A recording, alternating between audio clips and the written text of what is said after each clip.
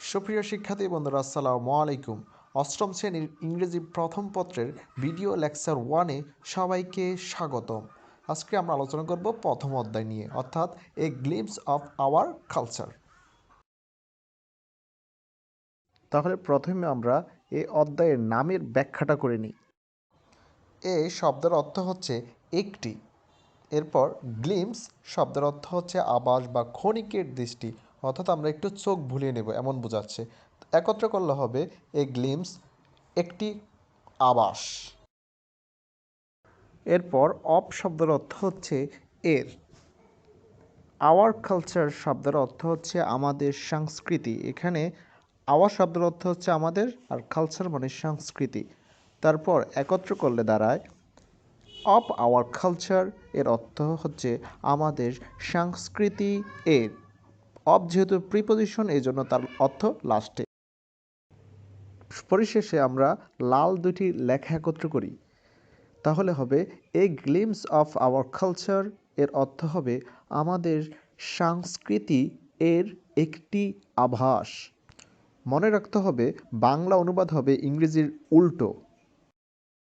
এই অধ্যায়ের main idea হচ্ছে সংস্কৃতি, তাহলে আমাদের সংস্কৃতি সম্বন্ধে জানতে হবে সংস্কৃতিটা কি।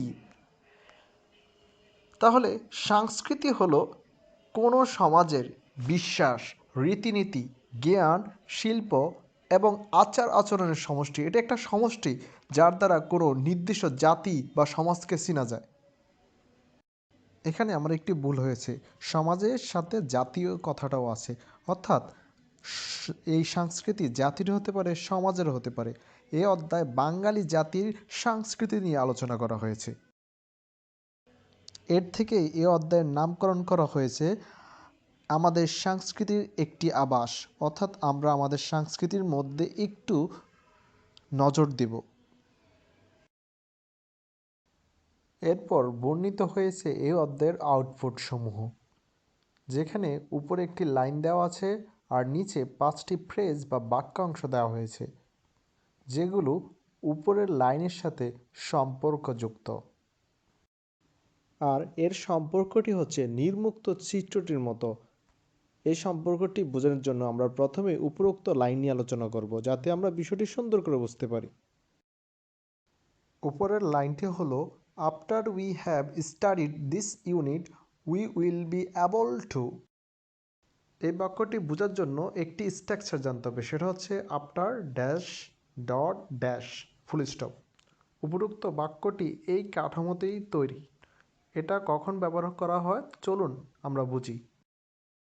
একটি ঘটনা ঘটার পরে আরেকটি ঘটনা ঘটলে এমন বোঝাতে এই ধরনের স্ট্রাকচার ব্যবহার করা হয়। যে ঘটনাটি আগে ঘটবে তার গঠন হবে after plus present perfect tense, আর যে ঘটনাটি পরে ঘটবে তার গঠন হবে ফিউচার ইনডিফিনিট টেন্সে। আফটার শব্দের অর্থ হচ্ছে পরে বা পূর্বে, এটি একটি প্রিপোজিশন।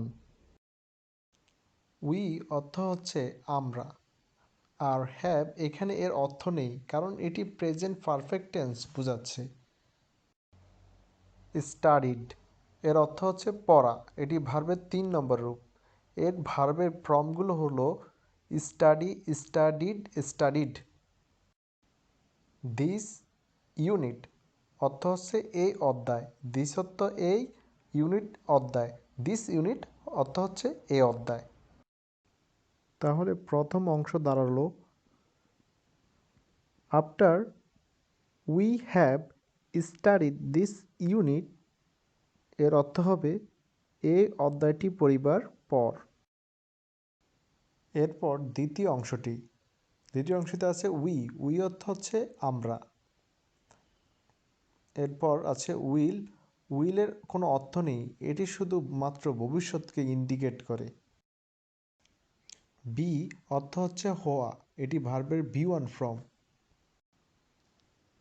অ্যাবল, অ্যাবল শব্দের অর্থ হচ্ছে সক্ষম।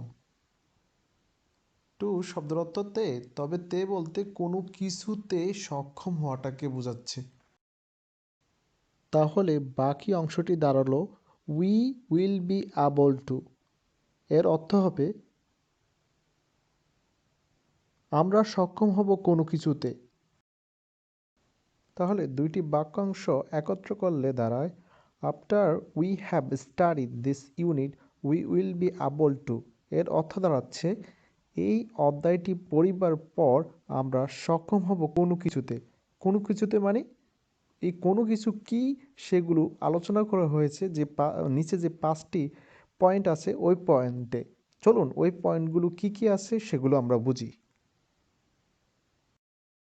প্রথমে আমরা এই 5টি টপিকের প্রথম টপিকটি নিয়ে আলোচনা করব। প্রথম টপিকটিতে রয়েছে read and understand text through silence reading.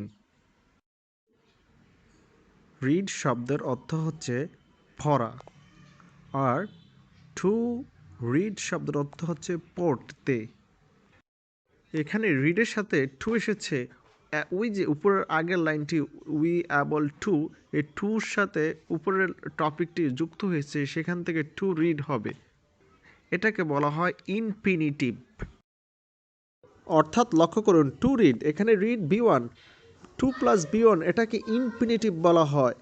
এর অর্থের শেষে সর্বদা তে থাকবে, যেখানে টু রিড অর্থ হচ্ছে পড়তে, পড়তে শেষে কি আছে? তে আছে। এরপর রয়েছে অ্যান্ড অর্থ এবং।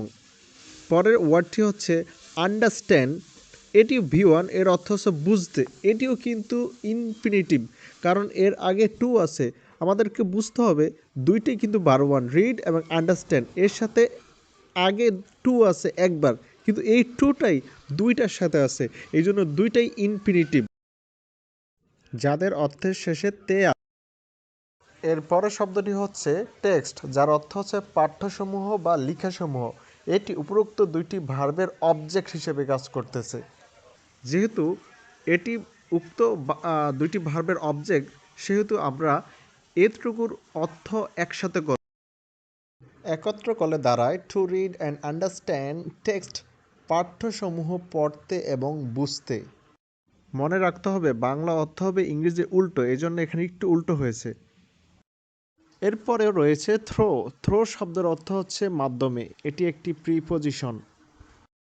এরপরে রয়েছে সাইলেন্স রিডিং, অর্থ হচ্ছে নীরব পড়া। সাইলেন্স মানে হচ্ছে নীরব, আর রিডিং মানে হচ্ছে পড়া। সাইলেন্স রিডিং, নীরব পড়া। দুটোকে একত্র করে দাঁড়ায় থ্রো সাইলেন্স রিডিং, এর অর্থ নীরব পড়ার মাধ্যমে। প্রিপোজিশন ইংরেজিতে আগে বসে, কিন্তু এর অনুবাদ হয়, অর্থাৎ বাংলা অনুবাদ হয় পরে, নাউনের পরে। তাহলে সম্পূর্ণ বাক্যটি দাঁড়ালো two read and understand text through silence reading. এর অর্থ হবে পাঠ্যসমূহ পড়তে এবং বুঝতে নীরব পড়ার মাধ্যমে। অর্থাৎ আমরা সক্ষম হব নীরব পড়ার মাধ্যমে পড়তে এবং বুঝতে। পরের টপিকটি হচ্ছে infer meaning from context. To নিয়ে বললে to infer meaning from context. প্রথমেই ইনফার মিনিং। ইনফার শব্দের অর্থ অনুমান করা, এটি ভার্ব ভি1, আর মিনিং শব্দের অর্থ হচ্ছে অর্থ। তাহলে ইনফার মিনিং অর্থ হচ্ছে অনুমান করা অর্থ, অথবা অর্থ অনুমান করা। এরপর বাকিটুকু ফ্রম কনটেক্সট। ফ্রম শব্দের অর্থ হচ্ছে হতে, এটি একটি প্রিপজিশন। এরপর আছে কনটেক্সট। কনটেক্সট শব্দের অর্থ হচ্ছে প্রসঙ্গ। তাহলে ফ্রম কনটেক্সট এর অর্থ হচ্ছে প্রসঙ্গ হতে। তাহলে পুরো বাক্যটি দাঁড়াচ্ছে টু নিয়ে to infer meaning from context, অর্থ হচ্ছে অর্থ অনুমান করতে, প্রসঙ্গ হতে। চাইলে আপনি এভাবে বলতে পারেন প্রসঙ্গ হতে অর্থ অনুমান করতে। এরপর রয়েছে 3 নম্বর টপিকটি। 3 নম্বর টপিকটি হচ্ছে আস্ক অ্যান্ড অ্যান্সার কোয়েশ্চেন্স। তাহলে আস্ক অর্থ জিজ্ঞাসা করা, তবে টু থাকার কারণে এর অর্থ হবে জিজ্ঞাসা করতে। অ্যান্ড অর্থ এবং। এরপর আছে অ্যান্সার। অ্যান্সার শব্দের অর্থ উত্তর দেওয়া, তবে টু থাকার কারণে এর অর্থ হবে উত্তর দিতে। এরপর রয়েছে কোশ্চেন্স। এর অর্থ হচ্ছে প্রশ্নগুলো, এখানে অ্যাস থাকার কারণে এটা প্লুরাল, এই জন্য গুলো এসেছে। তাহলে বাক্যটি দাঁড়ালো আস্ক অ্যান্ড অ্যান্সার কোশ্চেন্স। অর্থ হচ্ছে জিজ্ঞাসা করতে এবং উত্তর দিতে প্রশ্নগুলোর। আপনি চাইলে বাক্যটার অর্থেও বলতে পারেন প্রশ্নগুলো জিজ্ঞাসা করতে এবং উত্তর দিতে। এরপর 4 নম্বর টপিকটি হচ্ছে রাইট অ্যান্সার্স টু কোশ্চেন্স। প্রথমে আমরা শব্দ অর্থ দেখব। শব্দ অর্থ হচ্ছে রাইট। রাইট শব্দের অর্থ হচ্ছে লেখা, এটা ভার্বের বি অন ফ্রম, তবে টু থাকার কারণে এর অর্থ হবে লিখতে। এর পরের প্রশ্নটা দেখব। পরের শব্দটি হচ্ছে অ্যান্সার্স, সাথে এস আছে, এই জন্য এর অর্থ হবে উত্তরগুলো। তারপর হচ্ছে টু কোশ্চেন্স, এখানেও এস আছে, এর অর্থ হচ্ছে প্রশ্নগুলোর প্রতি। এখানে টু হচ্ছে প্রিপোজিশন আর কোশ্চেন্স অর্থ প্রশ্ন, সাথে এস থাকার কারণে গুলো, তাহলে টু কোশ্চেন্স শব্দের অর্থ হচ্ছে প্রশ্নগুলোর প্রতি। এখানে প্রিপোজিশন টু এর অর্থ হচ্ছে প্রতি। তাহলে বাক্যটাকে একত্র করে আমরা পাই to write answer to questions, আর অর্থ হচ্ছে উত্তরগুলো লিখতে প্রশ্নগুলোর প্রতি। এখানে টু রাইট অ্যান্সার্স এতটুকুর অর্থ হচ্ছে উত্তরগুলো লিখতে, টু কোশ্চেন্স অর্থ প্রশ্নগুলোর প্রতি।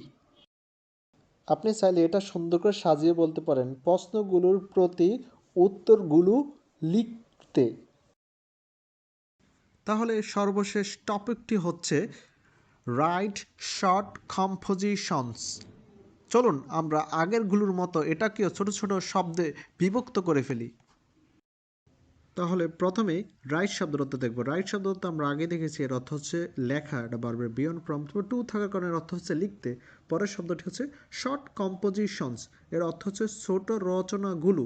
এখানে শর্ট শব্দটি অর্থ হচ্ছে ছোট, কম্পোজিশন মানে হচ্ছে রচনা, কম্পোজিশনস এস থাকার কারণে অর্থ হচ্ছে রচনাগুলো বা রচনাসমূহ। তাহলে আমরা বলতে পারি শর্ট কম্পোজিশন এর অর্থ হচ্ছে ছোট রচনাসমূহ বা রচনাগুলো। তাহলে পুরো বাক্যটিকে একত্র করলে টু রাইট শর্ট কম্পোজিশনস এর অর্থ দাঁড়ায় লিখতে ছোট রচনাসমূহ। আপনি চাইলে সহজ ভাষায় বলতে পারেন, সেটা হচ্ছে ছোট রচনাসমূহ লিখতে। আসলে এটাই সহজ, এটাই আমাদের ভাষার সাথে বোধগম্য। পরিশেষে আজকের লেকচারটি আমি এখানেই শেষ করছি। পরবর্তী অংশটুকু দেখার জন্য পরবর্তী লেকচারে চোখ রাখুন। একই সাথে পরবর্তী লেকচার দেখার জন্য আমন্ত্রণ রইল। ততক্ষণ পর্যন্ত সবাই সুস্থ থাকবেন। খোদা হাফেজ।